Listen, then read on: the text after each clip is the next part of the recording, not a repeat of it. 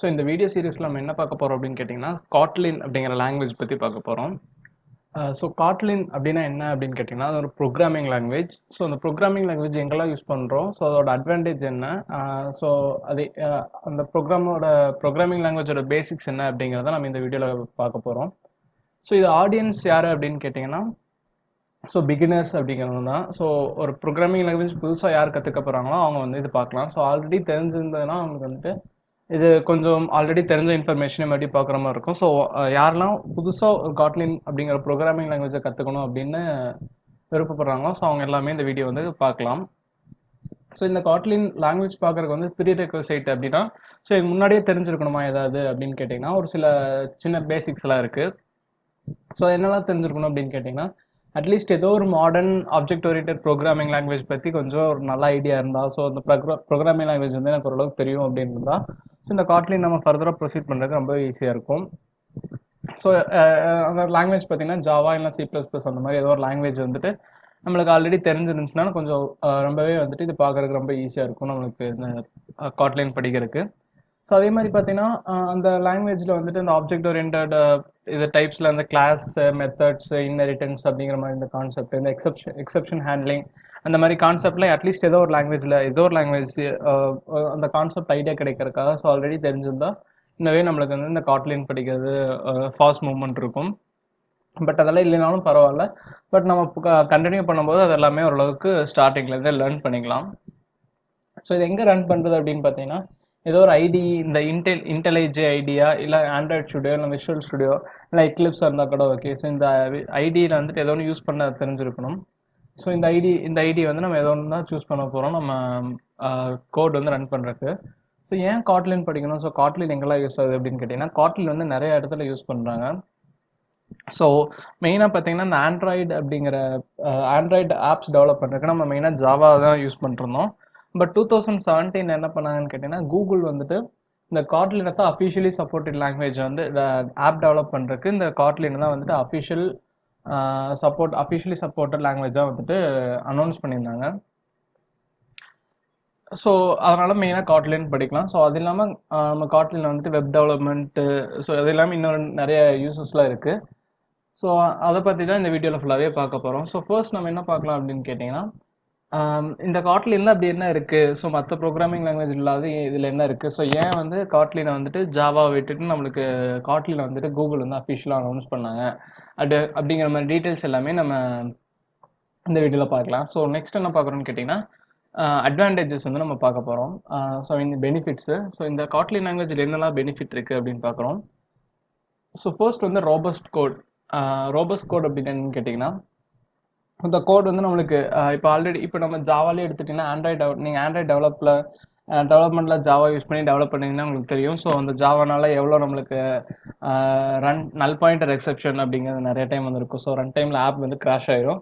So என்ன reason அப்படின்னு பார்த்தீங்கன்னா அந்த நல் பாயிண்டர் எக்ஸெப்ஷன் அப்படின்னு வந்திருக்கும். ஸோ நல் பாயிண்டர் எக்ஸெப்ஷன் அப்படின்னு என்னன்னு கேட்டிங்கன்னா ஸோ இப்போ ஒரு வேல்யூ வந்து அசைன் பண்ணீங்க இப்போ ஒரு வேல்யூ கிரியேட் பண்ணியிருக்கீங்க ஏ அப்படி இன்ட் ஏ அப்படின்னு கிரியேட் பண்ணியிருக்கீங்க.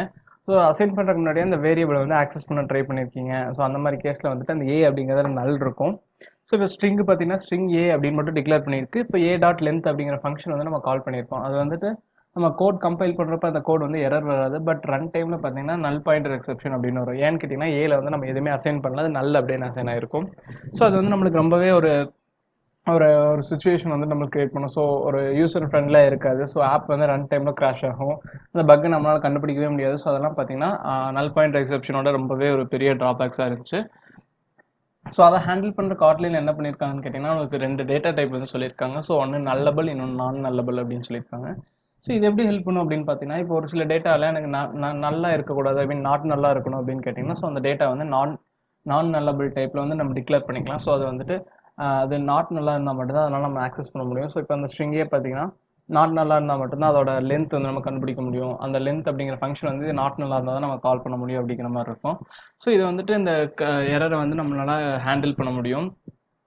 ஸோ ஒரு பெரிய வந்து அட்வான்டேஜ் அப்படின்னே சொல்லலாம் இந்த நல்லபிள் விசஸ் நான் நல்லபிள் டேட்டா டைப்ஸ் இன்ட்ரடியூஸ் பண்ணது. ஸோ அதுக்கப்புறம் பார்த்தீங்கன்னா இது வந்து ஸ்ட்ராங்லி டைப் லாங்குவேஜ் அப்படின்னு சொல்லுவாங்க. ஸோ என்னெல்லாம் டைப்ஸ் இருக்குன்னு பார்த்தீங்கன்னா ஸ்ட்ராங்லி டைப்டு, வீக்லி டைப்டு அப்படின்னு இருக்கு. ஸோ ஸ்ட்ராங்லி டைப் அப்படின்னு என்னன்னு கேட்டிங்கன்னா கீழே ஒரு எக்ஸாம்பிள் கொடுத்துருக்கேன். இதில் பார்த்தீங்கன்னா தெரியும். ஃபர்ஸ்ட் நம்ம என்ன பண்ணியிருக்கோம்னா int I ஈக்குவல் டு 10 அப்படின்னு அசைன் பண்ணியிருக்கோம்.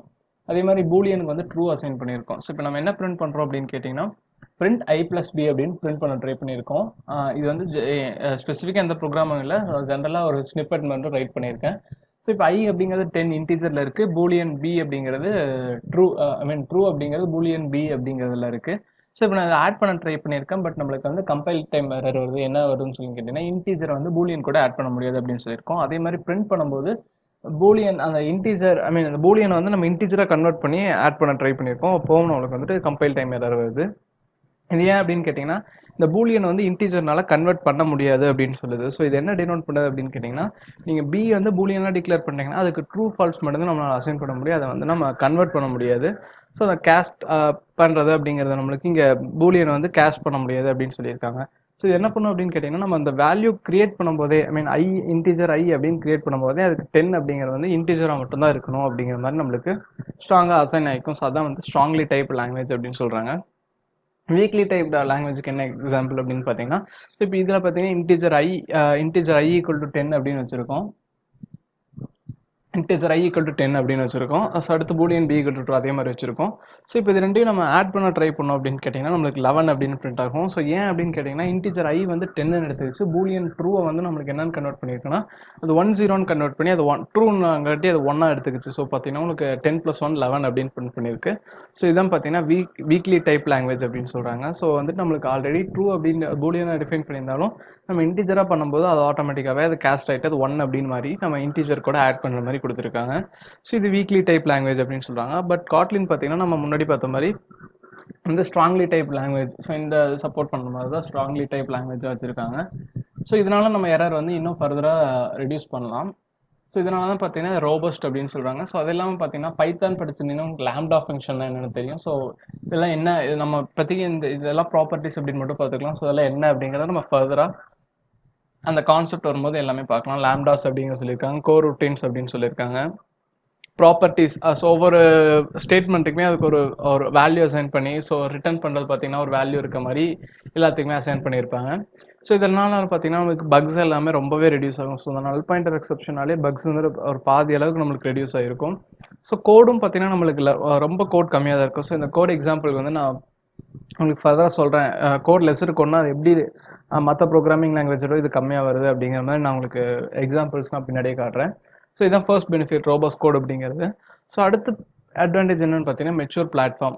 ஸோ இது வந்து நம்மளுக்கு சப்போர்ட் இருக்கா. ஸோ இப்போ ஒரு புது லாங்குவேஜ் வந்திருக்கனாலே அதுக்கு சப்போர்ட் ரொம்ப கம்மியாக இருக்கும் அப்படிங்கிற மாதிரி சொல்லுவாங்க. நம்மளுக்கு ஒரு ப்ராப்ளம்னா சால்வ் பண்ணுற ஆன்சர்ஸ்லாம் எங்கேயுமே இருக்காது, அந்த மாதிரி ப்ராப்ளம்ஸ்லாம் வரும்.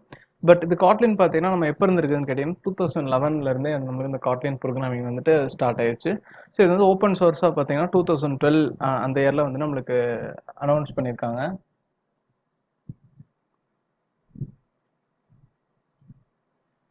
ஸோ அடுத்து பார்த்தீங்கன்னா இதோட ஃபர்ஸ்ட் வெர்ஷன் வந்து 1.0 வெர்ஷன் வந்து 2016 தான் நம்மளுக்கு ரிலீஸ் பண்ணியிருக்காங்க. அதுக்கடுத்து 2017 பார்த்தீங்கன்னா இந்த காட்லின் அப்படிங்கிற ப்ரோக்ராமிங் லாங்குவேஜ் வந்துட்டு கூகுள்னால officially supported language for building Android apps. So அதாவது ஆண்ட்ராய்ட் ஆப்ஸ் பில்ட் பண்ணுறதுக்கு காட்லின் தான் அஃபிஷியல் லாங்குவேஜ் அப்படிங்கிற மாதிரி நம்மளுக்கு அனௌன்ஸ் பண்ணியிருக்காங்க. ஸோ இந்த காட்லின் பார்த்தீங்கன்னா ஆண்ட்ராய்ட் ஸ்டுடியோ 3.0க்கு மேலே இல்லை 3.0 இல்லை அதுக்கு மேலே வச்சுருந்தீங்கன்னா அந்த ஆண்ட்ராய்டு காட்லின் அப்படிங்கிற ப்ரோக்ராமிங் லாங்குவேஜ் வந்து ஆண்ட்ராய்ட் ஸ்டுடியோலேயே நம்ம கிரியேட் பண்ணுற மாதிரி இருக்கும். ஸோ இது சப்போர்ட் வந்து நம்மளுக்கு ஓரளவுக்கு எல்லாமே நல்லா மெச்சூர்டான லாங்குவேஜ் தான் நம்மளுக்கு கொடுத்துருக்காங்க.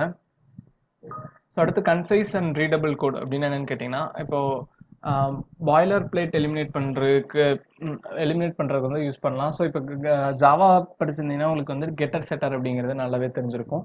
ஸோ இப்போ ஒரு கிளாஸ் யூஸ் பண்ணுறோன்னு பார்த்தீங்கன்னா ஒரு 5 வேரியபிள் இருக்குன்னா ஸோ அந்த 5 வேரியபிளுக்கு வந்துட்டு கெட்டர் செட்டர் அப்படிங்கிறத நம்ம கிரியேட் பண்ணுவோம். ஸோ கெட்டர்னா ஒன்றும் இல்லை, அந்த வேரியபிள் வந்து கெட் ஃபங்க்ஷன் யூஸ் பண்ணி அந்த கிளாஸில் இருக்கிற வேரியபிள் வந்து நம்ம பப்ளிக் மெத்தடில் கால் பண்ணுவோம். ஸோ அந்த வேரியபிள் டேரெக்டாக நம்ம கிளாஸோட வேரியபிள் ஆக்சஸ் பண்ண முடியாதுங்காட்டி ஸோ அதுக்கு அந்த கெட் அப்படிங்கிற ஃபங்க்ஷன் யூஸ் பண்ணி நம்ம கால் பண்ணியிருக்கோம் அந்த கெட் அப்படிங்கிற வேல்யூ நேம். அதே மாதிரி செட் பண்ணுறதுக்கு பார்த்தீங்கன்னா அந்த வேரியபிள் கிளாஸோட ஆப்ஜெக்ட்லேருந்து டேரெக்டாக செட் பண்ணக்கூடாது அப்படிங்கிறதுக்காக அந்த ஃபங்க்ஷன் செட்டர் அப்படிங்கிற ஃபங்க்ஷன் யூஸ் பண்ணி நம்ம அசைன் பண்ணுற மாதிரி இருக்கும். ஸோ அதான் கெட்டர் செட்டர் அப்படின்னு சொல்லுவாங்க.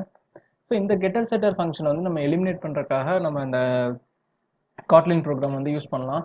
ஸோ இப்போ எக்ஸாம்பிளுக்கு அஷ்யூம் பண்ணிங்க ஒரு கிளாஸ் அப்படின்னு இருக்குது. ஸோ அந்த கிளாஸ் அப்படிங்கிறதுல வந்துட்டு உங்களுக்கு அந்த கிளாஸ் அப்படிங்கிறது வந்து அக்வேரியமில் வந்துட்டு ஒரு வேரியபிள் நம்ம டிக்ளேர் பண்ணுறோம். இன் டெம்பரேச்சர் ஈக்குவல் டு 0 அப்படின்னு டிக்ளேர் பண்ணுறோம். அதுக்கு ஒரு கன்ஸ்ட்ரக்டர் போட்டிருக்கோம். அது ஆப்ஜெக்ட் கிரியேட் பண்ணும்போது நம்மளுக்கு அந்த வேல்யூ கிரியேட் பண்ணுற மாதிரி ஸோ அப்புறம் பார்த்தீங்கன்னா அதுக்கு ஒரு கெட்டர் செட்டர் வச்சிருக்கோம். ஸோ இதில் பார்த்தீங்கன்னா உங்களுக்கு ஒரு 15 லைன் பக்கம் வந்துடும். ஸோ அந்த கிளாஸ் டிக்ளேர் பண்ணுறது, அடுத்து இன்டிஜர் டிக்ளேர் பண்ணுறது, அடுத்து அந்த கன்ஸ்ட்ரக்டர் டிக்ளேர் பண்ணுறது, அடுத்து கெட்டர் ரெண்டு 3 லைன், செட்டர் 3 லைன். ஸோ அந்த வேல்யூ பிரிண்ட் பண்ணுறக்கான ஒரு லைன், அப்படி இருக்கும்போது ஒரு 10 to 15 லைன்ஸ் பக்கம் வந்துடும். ஸோ அதே பார்த்தீங்கன்னா அந்த ஒரு கிளாஸ் அதை அப்படியே டினோட் பண்ணுறதுக்கு நம்மளுக்கு காட்லினில் ஒரே லைனில் டினோட் பண்ணியிருக்காங்க. ஸோ என்ன பண்ணியிருக்காங்கன்னு கேட்டிங்கன்னா கிளாஸ் டிக்ளேர் பண்ணியிருக்காங்க. ஸோ அது கன்ஸ்ட்ரக்டர் மாதிரி டிக்ளேர் பண்ணிவிட்டு கெட்டர் செட்டர் எல்லாமே நம்ம இதுலேருந்தே எடுத்துக்கலாம். ஸோ இதை பற்றின ஃபர்தர் டீட்டெயில்ஸ் வந்து நம்ம அந்த கிளாஸ் நம்ம கிரியேட் பண்ணும்போது பார்க்கலாம். ஸோ கோட் எலிமினேட் பண்ணுறதுக்காக இந்த பாய்லர் பிளேட் கோட்ஸ்லாம் எலிமினேட் பண்ணுறதுக்காக கெட்டர் செட்டர்லாம் எலிமினேட் பண்ணுறதுக்காக நம்ம இந்த காட்லின் வந்து எஃபிஷியண்ட்டாக யூஸ் பண்ண முடியும். ஸோ அடுத்து பார்த்தீங்கன்னா இன்டர்ஆப்பரபிள் வித் ஜாவா. இன்டர்ஆப்பரபிள்னா என்னன்னு கேட்டிங்கன்னா, ஸோ ஜாவா இப்போ நம்ம காட்லின் யூஸ் பண்ணால் ஜாவா யூஸ் பண்ண முடியாது அப்படின்னு கேட்டிங்கன்னா கிடையாது. நம்ம ஜாவா காட்லின் ரெண்டுமே ஒரே டைமில் யூஸ் பண்ணலாம். ஆல்ரெடி அவங்க ஆப்பில் வந்துட்டு ஜாவா யூஸ் பண்ணி கிரியேட் பண்ணியிருக்கீங்கன்னா ஃபர்தராக கிரியேட் பண்ணுற ஆக்டிவிட்டீஸ் வந்து நம்ம காட்லின் யூஸ் பண்ணி கிரியேட் பண்ணிக்கலாம். ஸோ அதான் வந்துட்டு இன்டர்ஆப்பரபிள் வித் ஜாவா அப்படின்னு சொல்லியிருக்காங்க. ஸோ இப்போ எனக்கு ஜாவாவில் ஒரு சில லைப்ரரிஸ்லாம் எனக்கு கண்டிப்பாக வேணும். பட் நான் காட்லின் மூவ் பண்ணணும். பட் இருந்தாலும் எனக்கு ஜாவாவில் இருக்கிற லைப்ரரிஸ்லாம் யூஸ் பண்ணணும் அப்படின்னு கேட்டிங்கன்னா கண்டிப்பாக முடியும். ஸோ ஆல்ரெடி எக்ஸிஸ்டிங் ஜாவா லைப்ரரிஸோ இல்லை ஜாவா கோடையோ நம்ம புதுசாக கிரியேட் பண்ணுற காட்லின் வந்து நம்ம கிரியேட் பண்ணிக்கலாம். ஸோ தான் பார்த்தீங்கன்னா can add Kotlin to existing Java files. Already இருக்க ஜாவா ஃபைல்ஸ் இருந்தாலும் நம்ம புதுசாக ஆட் பண்ணுற இது வந்துட்டு காட்லின் ஆட் பண்ணலாம். ஸோ ஆல்ரெடி இருக்கிறத கொஞ்சம் கொஞ்சமாக சேஞ்ச் பண்ணனாலும் 4 ஃபைல் ஜாவாவில் வச்சு 4 ஃபைல் காட்லின் இருந்தாலும் எந்த ப்ராப்ளமும் வராது. எனக்கு கம்ப்ளீட்டாக எனக்கு ஜாவாலேருந்து காட்லின் மைக்ரேட் பண்ணனால அதுக்கு சப்போர்ட் கொடுத்துருக்காங்க. ஸோ இந்த இன்டெலிஜே ஆண்ட்ராய்ட் ஸ்டுடியோலாம் பார்த்தீங்கன்னா நம்மளுக்கு ஜஸ்ட் டூல்ஸே இருக்குது, இந்த மைக்ரேட் அப்படிங்கிற டூல்ஸே இருக்குது. ஸோ கொடுத்தீங்கன்னா உங்களோட ஆல்ரெடி எக்ஸிஸ்டிங் ஜாவா கோட் வந்து கம்ப்ளீட்டாக காட்லினுக்கு மைக்ரேட் பண்ணி அவங்களே டூல்ஸ்லாம் கொடுத்துருக்காங்க. ஸோ இது எல்லாமே பார்த்தீங்கன்னா கிரேட்டஸ்ட் அட்வான்டேஜ் தான். நம்ம காட்லினே தெரியலனா எனக்கு காட்லின் தான் வேணும் அப்படின்னு கேட்டிங்கன்னா ஜஸ்ட் மைக்ரேட் கொடுத்தீங்கன்னா அந்த ஜாவா கோட் வந்து கம்ப்ளீட்டாக காட்லினுக்கு வந்துட்டு கன்வெர்ட் ஆகிடும். ஸோ இதான் பார்த்தீங்கன்னா இன்டர்ஆப்பரபிள் வித் ஜாவா அப்படின்னு சொல்லியிருக்காங்க. ஸோ இதெல்லாம் தான் பெனிஃபிட்ஸ் காட்லின் லாங்குவேஜ் தெரிஞ்சுக்கிறனால. ஸோ நம்ம நெக்ஸ்ட் வீடியோவில் பார்த்தீங்கன்னா அது எப்படி இன்ஸ்டால் பண்ணி எப்படி ஸ்டார்ட் பண்ணுறது அப்படிங்கிறது என்னென்னலாம் தேவைப்படும். ஸோ ஐடி வேணும் அப்படின்னு சொல்லியிருந்தேன். ஸோ அந்த ஐடியெலாம் எப்படி இன்ஸ்டால் பண்ணுறது. ஸோ இதுக்கு பார்த்தீங்கன்னா எகைன் ஜேடிக்கு தான் நம்ம ஜாவா டெவலப்மெண்ட் கிட்ட தான் நம்ம ஃபர்தராக யூஸ் பண்ண போகிறோம். ஸோ அந்த ஜேடிக்கெல்லாம் எப்படி இன்ஸ்டால் பண்ணுறது. ஆல்ரெடி ஜாவா யூஸ் பண்ணவங்களுக்கு பார்த்தீங்கன்னா ஜேடிகே இருக்கும். ஸோ பட் அதுவும் நம்ம அப்கிரேட் பண்ணி தான் யூஸ் பண்ணுற மாதிரி இருக்கும். ஸோ அதெல்லாமே எப்படி பண்ணுறது அப்படிங்கிறத ஃபர்தர் வீடியோஸில் நம்ம கண்டினியூ பண்ணலாம். So thank you.